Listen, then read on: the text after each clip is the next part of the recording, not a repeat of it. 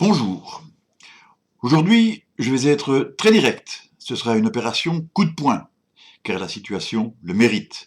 Elle mérite aussi toute votre attention, mais elle méritera aussi toute votre participation, parce que la situation est grave, très grave même, et vous ne pouvez pas vous permettre de l'ignorer.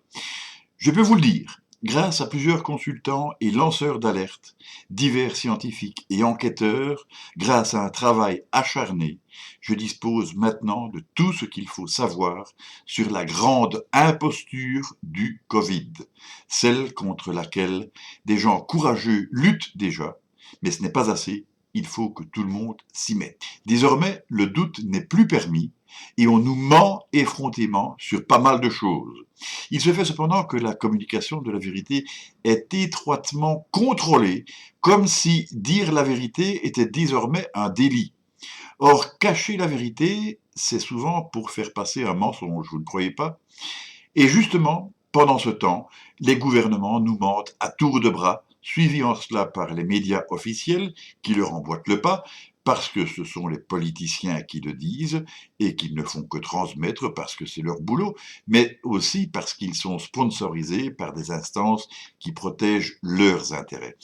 Vous avez donc compris qui agit en fonction de qui détient les cordons de la bourse. On peut trouver la preuve de cette occultation de la vérité dans le nombre important de vidéos qui ont été supprimées de la présente plateforme. Peut-être d'ailleurs que vous l'avez déjà vous-même remarqué. Cela a été le cas de nombre d'entre nous et je ne fais pas exception, puisque plusieurs de mes fiches de référence présentes dans des vidéos précédentes ont subi le même sort. Cela pourrait être le cas pour cette vidéo que vous êtes occupé de regarder ici maintenant. Elle pourrait être supprimée de YouTube. Mais venons-en au fait. Le Covid-19 existe bien. Finalement, qu'il ait été fabriqué ou qu'il soit naturel importe peu, comme il importe peu qu'il ait été transmis par une chauve-souris ou un pangolin. Le Covid-19 a tué et il tuera malheureusement encore. Mais en fait, dans les grandes lignes tout du moins, le docteur Simers ne se trompait pas complètement lorsqu'il disait qu'il s'agissait d'une grippette. Cela manquait simplement de nuances. C'est que l'on meurt bien du Covid-19, mais aussi que l'on en guérit, que ces symptômes sont finalement peu graves, que beaucoup de personnes en sont atteintes, soit sans s'en rendre compte, soit en ne subissant que des inconvénients relativement bénins. Par contre, beaucoup en meurent indirectement parce qu'ils sont déjà atteints de pathologies graves que le Covid complique et précipite. Ajoutez à cela une situation sanitaire déplorable, des hôpitaux au bord de la faillite, des médecins sous pression, des pénuries en veux-tu, en voilà, des négligences ou bien des volontés délibérées. Et une lutte commerciale sans merci, mais aussi sans pitié et sans humanité de la part du milieu pharmaceutique. De ce fait, ce qui aurait pu passer pour un épisode certes pénible, mais relativement banal, nous a été présenté comme un danger uniformément mortel, mondial, capital, l'ennemi public numéro un dont il fallait absolument se protéger. De là, la politique de la peur et du conditionnement de la population à l'obéissance a pu se développer. Le réel danger est ailleurs, mais on va y venir. Mais avant cela, je vais laisser le soin au docteur Jean-Dominique Michel, anthropologue et épidémiologue des maladies infectieuses transmissibles, de vous expliquer tout cela dans la fiche de référence que vous trouverez ci-dessus, si on ne la supprime pas, et en lien dans la description ci-dessous, si la vidéo reste disponible. Autrement, je signalerai, à toutes fins utiles, qu'il s'agit d'une vidéo présente sur YouTube depuis le 26 avril et qui, au moment où je réalise cette vidéo, compte déjà 435 356 vues. Or, comme je ne plagie rien, puisque je ne fais que renvoyer par simple lien hypertexte, que je ne me présente pas comme l'auteur du documentaire en question, et qu'il ne doit donc exister aucun problème de droit d'auteur, si la vidéo ou l'affiche ou le lien devait être supprimé, ce serait alors une forme d'aveu de complicité de qui vous savez. Dans le même ordre d'idées, je vous conseille également la vidéo de Silvano Trotta, La manipulation par la peur, qui explique également très bien le sujet. Vous en trouverez le lien dans le descriptif ci-dessous. Et pour ça, il faut cliquer sur le lien plus pour pouvoir y avoir accès. En dessous de la vidéo, vous avez la description, hein, et ensuite vous allez trouver plus, vous cliquez dessus, ça va descendre, ça vous donnerait le menu avec tous les liens en question. Facile.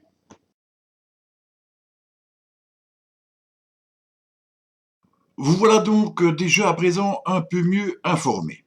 Vous avez constaté que Jean-Dominique Michel ne mâchait pas ses mots à propos de la gestion de cette crise, qui n'était finalement que le résultat d'une arnaque, une imposture et d'une imbécilité politique crasse, ou bien une malhonnêteté hypocrite, du moins pour certains.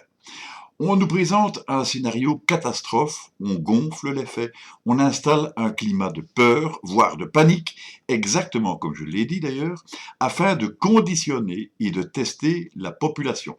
Lorsque je parle de tester la population, je ne pense pas aux tests réalisés afin de dépister les éventuelles contaminations, bien entendu, mais bien au fait de mesurer à quel point la population est capable d'obéir à des injonctions contraignantes, liberticides, c'est-à-dire de mesurer son taux de compliance ou de résilience. Une autre façon de dire les choses, c'est de mesurer la capacité de la population à obéir aux ordres sous l'influence de la peur.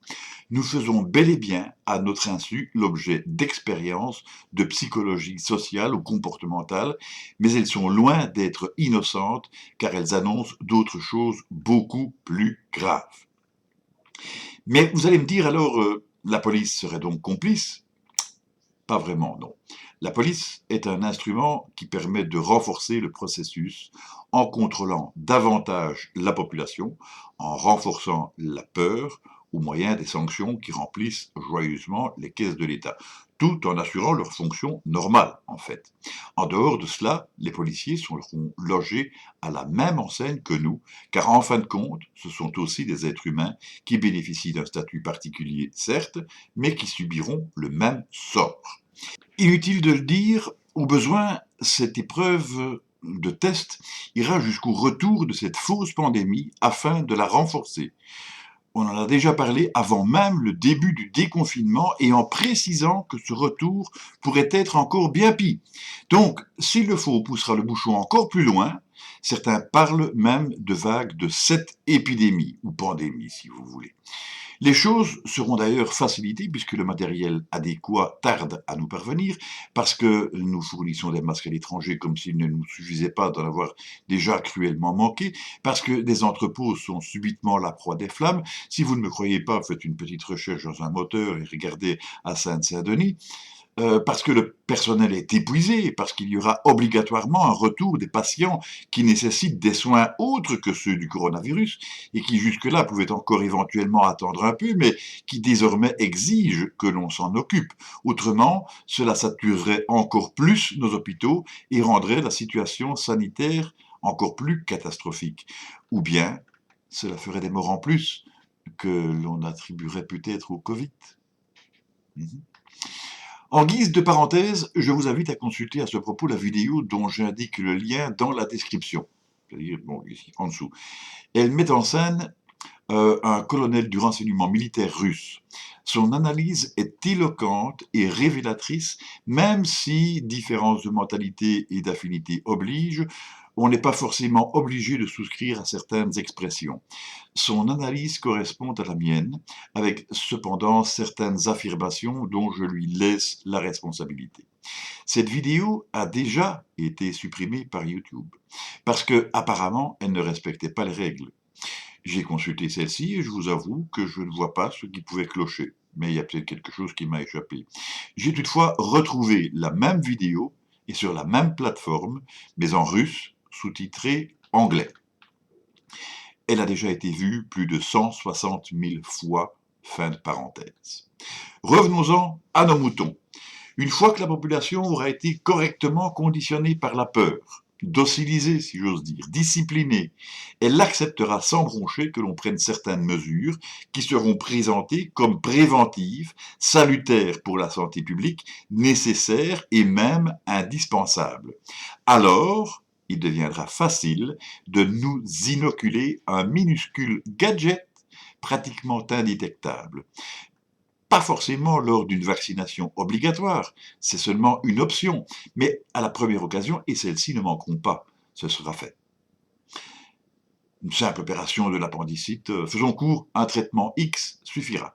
Dès lors, vous serez perdu, happé par le système et prisonnier à tout jamais par un procédé diabolique dont le processus est déjà en chantier depuis longtemps, qui s'active encore à l'heure actuelle et qui est étudié depuis au moins 40 ans.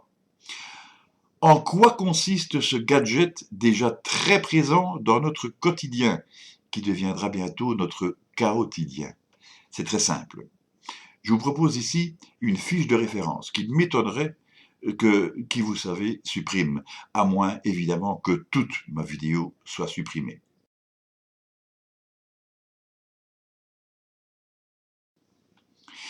Donc, il s'agira d'une puce du troisième type, une puce active qui sera autonome, c'est-à-dire pas besoin de la recharger, et dont l'un des premiers soucis sera de se connecter à tous les appareils connectables dont vous disposez. Et ce n'est pas rien.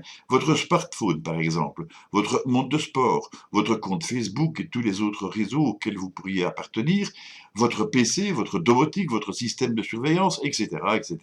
En moins de deux, avec la complicité des GAFAM, c'est-à-dire Google, à qui appartient YouYou, Apple, Facebook, Amazon et Microsoft, dont l'ancien patron est un certain Bill Gates, à propos duquel vous feriez bien de vous renseigner quant à sa fondation, à vocation philanthropique et à ses rapports avec l'OMS. Tiens oui, l'Organisation mondiale de la santé. Bill Gates est l'un des hommes les plus riches du monde. Et toujours comme par hasard, il s'est distingué dans le domaine des vaccins. Bon, on va dire que cette distinction lui est parfois un peu contestée ou controversée. On va dire ça comme ça pour rester soft. Mais bon, renseignez-vous. Avec la complicité des GAFAM, donc, la puce permettra de tout savoir à votre propos. Je dis bien de tout savoir à votre propos. C'est déjà terrible, mais je vous donnerai un descriptif plus détaillé directement après la vidéo que je vous propose maintenant à propos de Facebook, justement. Dites-vous bien qu'il ne s'agit que d'un petit hors-d'œuvre. Allez, demandons-nous si cette fiche de référence, également présente dans le descriptif ci-dessous, sera supprimée par qui vous savez. Voilà qui serait étonnant, vu qu'elle y est présente depuis le 26 juin 2018 et qu'elle comptait au moment de la réalisation de cette vidéo la bagatelle de 512 884 vues. En plus, elle émane de France 2. Je suppose que si cette vidéo venait à être supprimée, il y aurait quelques réactions de la part de la chaîne et de ses avocats. À moins évidemment que l'on considère subitement que cette chaîne soit devenue complotiste, bien entendu.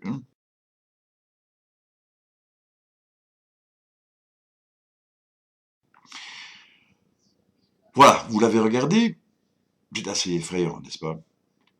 Et vous voyez jusqu'où ça va? Vous avez maintenant une idée de ce que c'est que le micro-ciblage comportemental et dites-vous bien qu'il ne s'agit que l'une des multiples applications du système. Autant dire qu'il deviendra possible, en réunissant toutes les possibilités des GAFAM, qui comme par hasard sont en concurrence avec les BATIX, c'est l'équivalent chinois ou asiatique, des GAFAM donc, avec la complicité de la 5G. De ce côté, il faudrait, selon moi, plutôt regarder du côté de Jeff Bezos, le patron d'Amazon, un GAFAM justement. Il deviendra donc possible de vous manipuler autant qu'on le voudra. Vous ne serez plus seulement espionné en permanence, ce qui est déjà pas mal, privé de votre confidentialité et de votre vie privée, vous deviendrez aussi des instruments. Des instruments, vous vous rendez compte? Des objets, en fait, des esclaves. Et moi, ce qui m'a mis la puce à l'oreille, enfin, si j'ose dire, c'est ce fameux tracing dont on parle beaucoup pour le moment. On avait en Belgique initialement parlé d'une application smartphone, et puis on en est revenu à l'idée d'un call center bien plus soft et plus acceptable.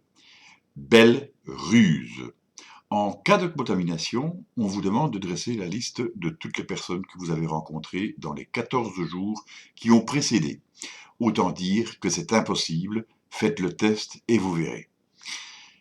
En ce qui me concerne, j'ai déjà du mal à me souvenir de ce que j'ai mangé hier, alors vous pensez bien. Alors, on a trouvé autre chose.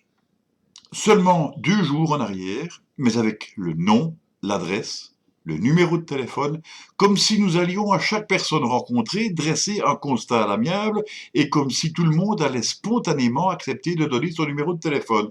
Non mais vous rêvez là, hein? Bien sûr, et c'est bien ce qu'ils veulent. Car de cette manière, on introduira immanquablement le système de l'application smartphone qui fera le travail à votre place, sur une base soi-disant volontaire et anonyme, bien entendu. Bon, ce sera peut-être le cas au début, hein, mais je vous ai déjà expliqué qu'il y a moyen de changer tout ça très facilement. Chez nous, à Bruxelles, on dit «Ik geloof dat», c'est-à-dire «Et tu crois ça, toi?» C'est juste une étape, un test de plus, et beaucoup y souscriront déjà. Seulement voilà, il y a encore beaucoup plus grave, et là, je vous inviterai, si elle est toujours disponible, à consulter la fiche ci-dessus, ou le lien ci-dessous, qui renvoie à la vidéo de Silvano Trotta, décidément incontournable, je vous conseille vraiment sa chaîne. Ça s'appelle La communauté des lanceurs d'alerte. Ne la manquez pas et regardez surtout à partir de la 7e minute environ. Vous allez voir, c'est hallucinant.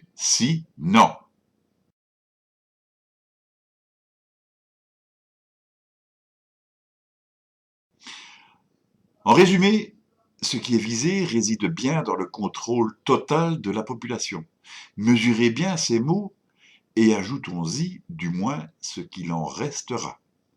Car vous aurez compris, si vous avez bien regardé la vidéo que je vous ai proposée, que ceux qui sont derrière tout cela auront aussi le droit de vie ou de mort sur toutes vos personnes.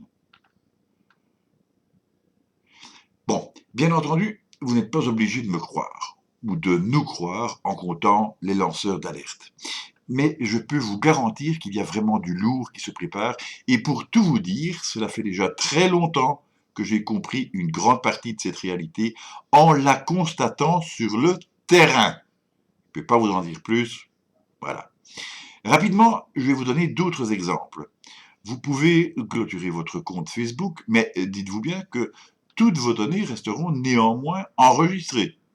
Pour le reste, vos téléphones vous écoutent déjà en permanence et ils ne sont pas les seuls. Il y a mieux, il est possible, même à distance, il faut bien écouter chaque mot là, hein. Donc je dis, il est possible, même à distance, de récupérer toutes les données de votre portable, même avec un code verrou, même si le téléphone est en veille, déchargé ou éteint. Il est même possible d'y récupérer les fichiers que vous avez effacés. Imaginez ce que cela représente et ce n'est pas de la science-fiction. Par contre, pour moi, ce sera un solide avertissement que je vous adresse. Si vous ne percevez pas l'importance de ce que je viens de vous présenter, je ne peux plus rien pour vous. Autrement non plus d'ailleurs. En tout cas, pas tout seul. C'est pourquoi j'insisterai sur l'importance de se réveiller tant qu'il en est peut-être encore temps, de se réunir entre adultes responsables afin de constituer une force commune. Je ne prêche pas la violence, mais ce que l'on nous prépare est sans doute la pire des violences. Il y a d'autres moyens. Mais en tout cas, sachez que pour ce qui me concerne, il sera hors de question de me laisser faire. Rendez service à la communauté et s'il vous plaît, partagez cette vidéo un maximum. Pas pour moi, il n'y a aucun intérêt. Je suis complètement bénévole. En fait, si vous voulez que je vous parle franchement, moi, je pense surtout à ma famille, à mes enfants, mon petit-fils, et par extension, à vous tous. La première priorité étant d'informer et de réveiller les autres, comme je vous l'ai expliqué. Le savoir, c'est le pouvoir.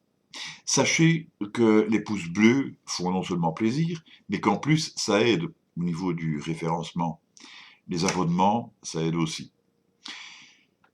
Là-dessus, j'espère que cette vidéo vous aura plu. J'espère surtout que vous aurez eu accès à toutes les références que je vous ai proposées. Elles sont très importantes. Ne vous laissez pas faire. Cela dit, je vous souhaite plein de bonnes choses. Salut!